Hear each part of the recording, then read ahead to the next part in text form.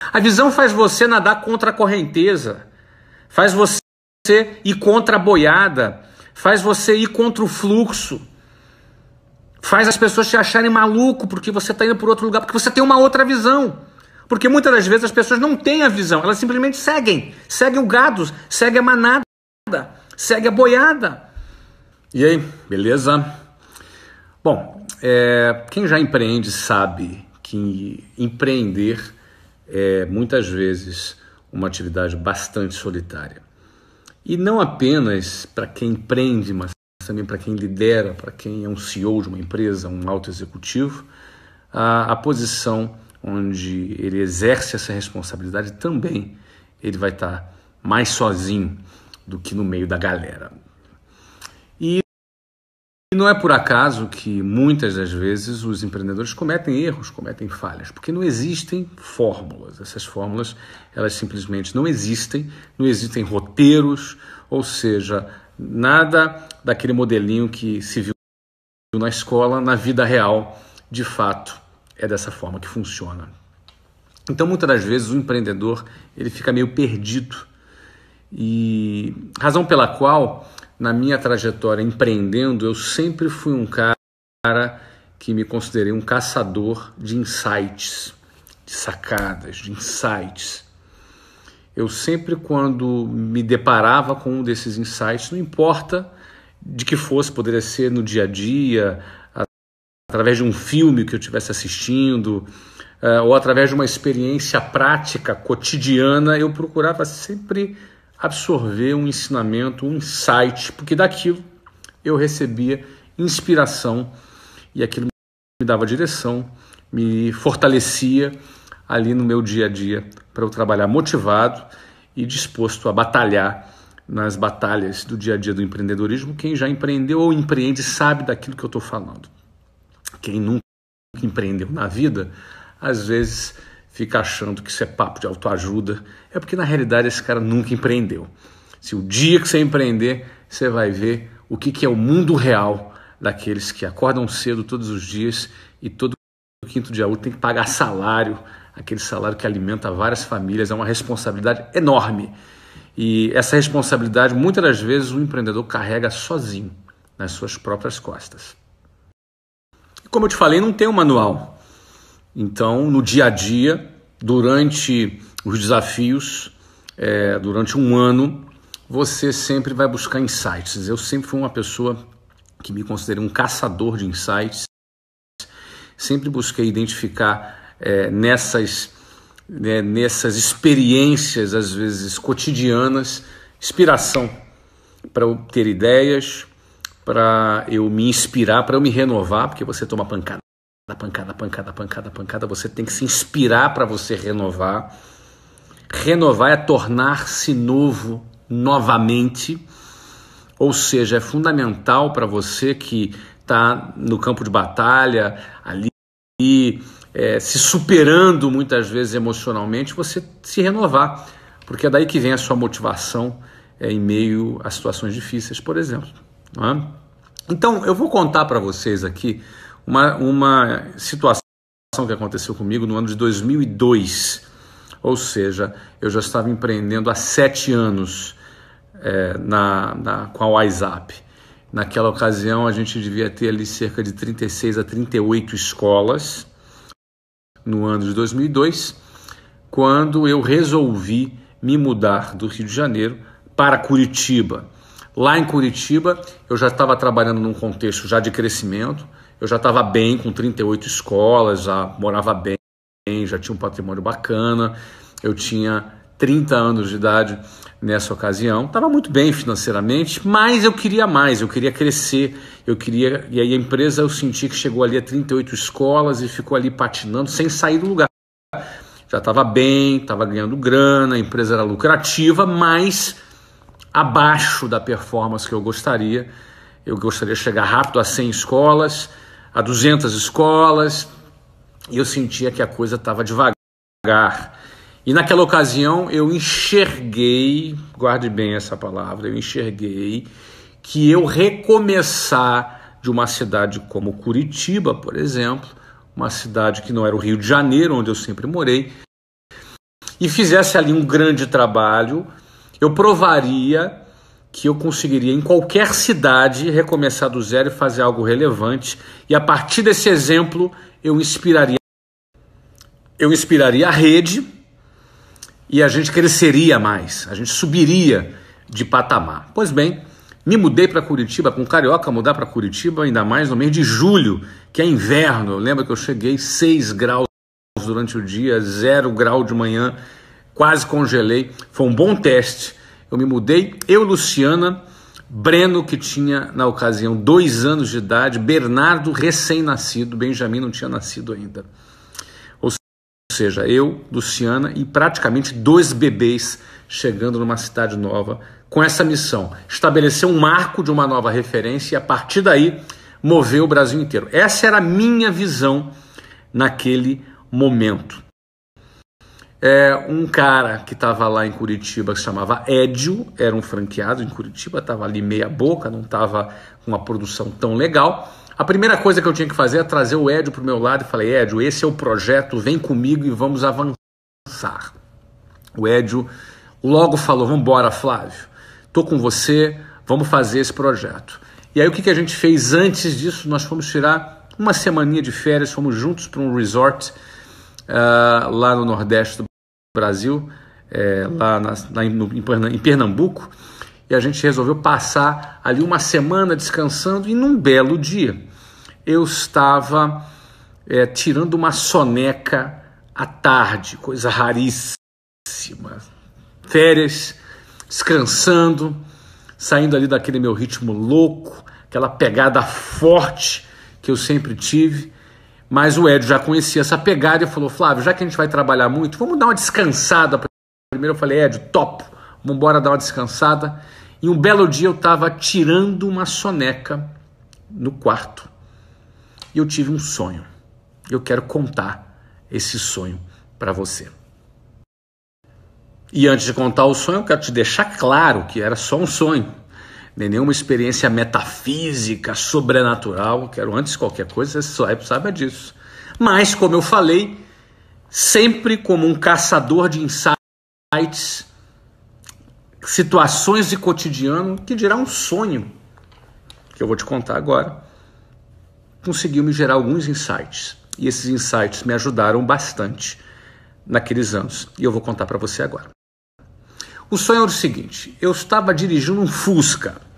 Bom, primeiro não é um pesadelo, tá? Eu estava dirigindo um Fusca bem velho, subindo uma região do Rio de Janeiro chamada Grota Funda. A Grota Funda é que sai ali do Recreio dos Bandeirantes e vai para Campo Grande, Sepitiba, um lugar escuro. Era de madrugada, eu estava dirigindo esse Fusca, subindo a Grota Funda, para chegar lá do outro lado da serra, que era ali em direção a Campo Grande. Um lugar meio perigoso, e o meu carro estávamos apenas eu e Breno, meu filho de 2 anos de idade na ocasião. Hoje ele tem 19 anos, na ocasião 2 anos de idade. Ele sentava no banco de trás e eu dirigia o carro. De repente o carro, deu um pau e pifou o carro.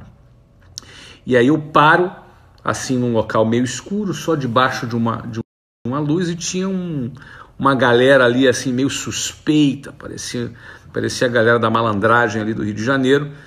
E aí eu saio do carro e vou pedir ajuda para essa galera. Quando eu viro para o carro, eu vejo que está saindo muita fumaça, e a fumaça começa a tomar tudo, e o Breno estava dentro do carro, e eu me dei conta que o carro ia explodir.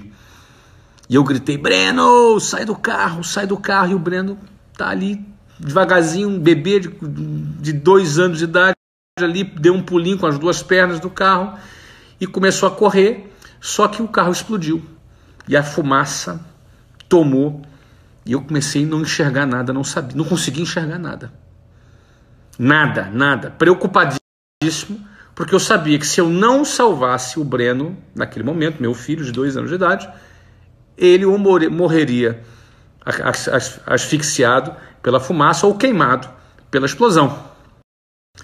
E aí, no meio daquele sufoco, eu não conseguia enxergar nada, eu fiz uma oração e pedi a Deus que Ele me desse um poder. E eu lembro na época do meu sonho, né? Coisa de sonho, né? É engraçado como que o nosso cérebro produz esse tipo de roteiro. Olha que interessante. Eu pedia que eu tivesse um poder de esticar os meus braços como se eu fosse um homem elástico. E eu abraçasse a fumaça e conseguisse encontrar o Breno no meio daquela fumaça. Se eu conseguisse ali esticar os dois braços, abraçar a fumaça, eu acharia o Breno e salvaria ele. Na minha visão, o meu pedido foi o seguinte, na minha oração foi que eu tivesse esse poder de salvar o Breno. E aí, cara, eu ouvi uma voz, uma voz do além, falando assim, bem forte, me dando uma orientação clara, assim, abaixa. Me mandou um abaixa. E aí imediatamente eu deitei no chão e abaixei. E quando eu deitei no chão, eu vi que entre o chão e a fumaça tinha um espaço que não tinha fumaça, tinha um espaço e através daquele espaço eu conseguia ver as perninhas do Breno correndo. E logo assim que eu vi as perninhas do Breno correndo, eu fui lá correndo e abracei e salvei o Breno. Eu lembro que eu abraçava o Breno assim, não é? E eu conseguia salvar o Breno. E aquela mesma voz forte que falou abaixa para mim, me falou uma frase. E a frase é a seguinte: visão vale mais do que poder. E aí eu acordei. Muito bem.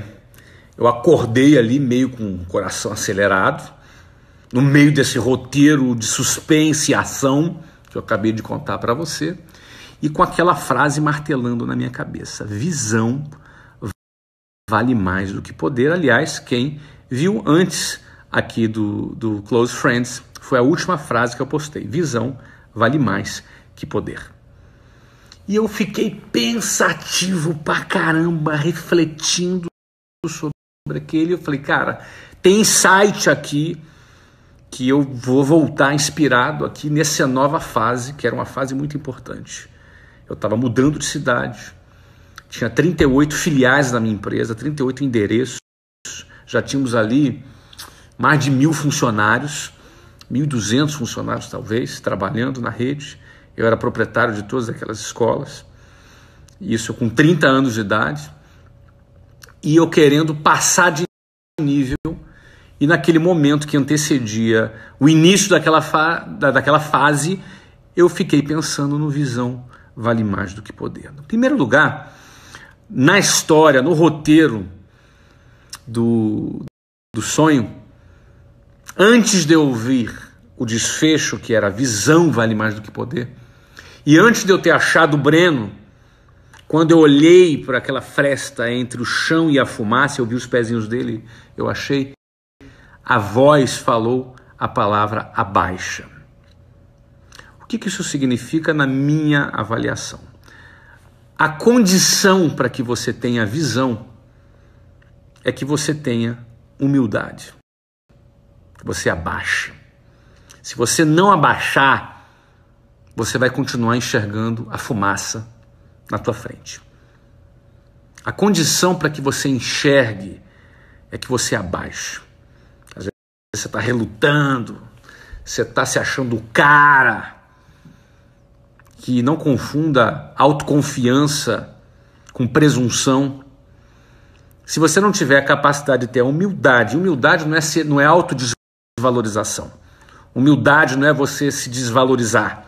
Humildade não tem nada a ver com pobreza. Não, fulano é muito humilde. Humildade significa você enxergar a sua própria realidade.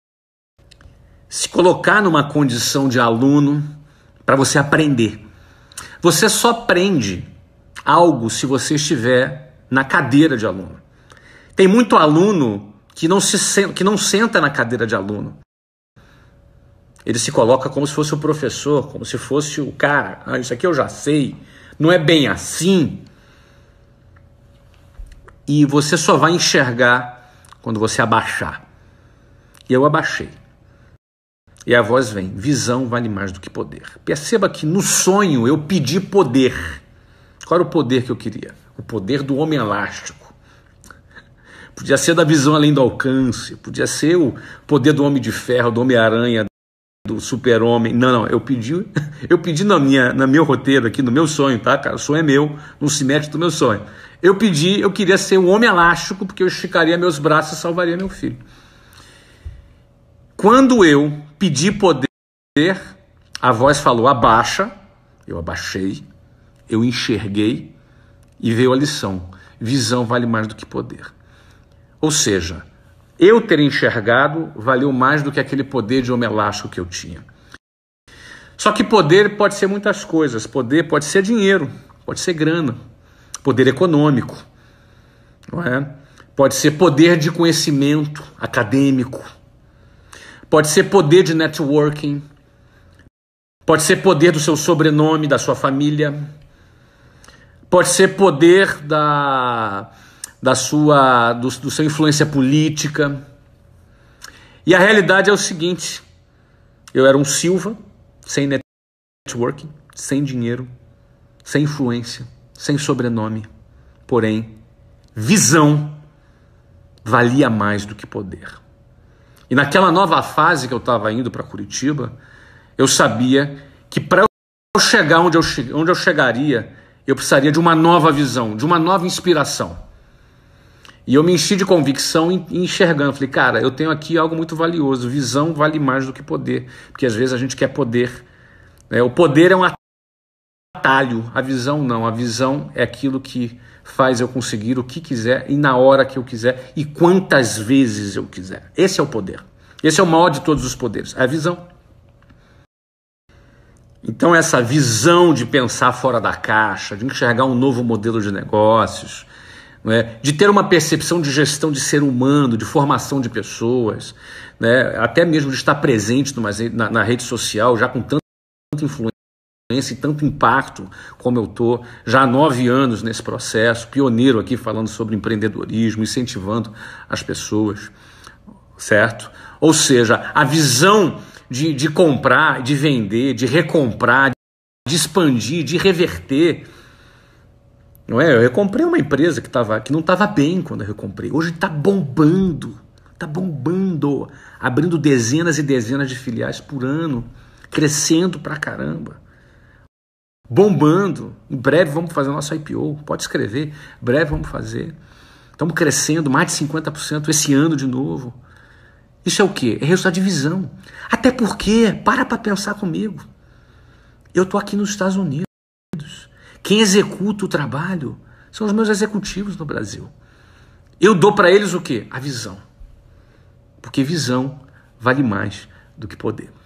Como é que eu traduzo isso para você, para eu encerrar nosso papo aqui de hoje?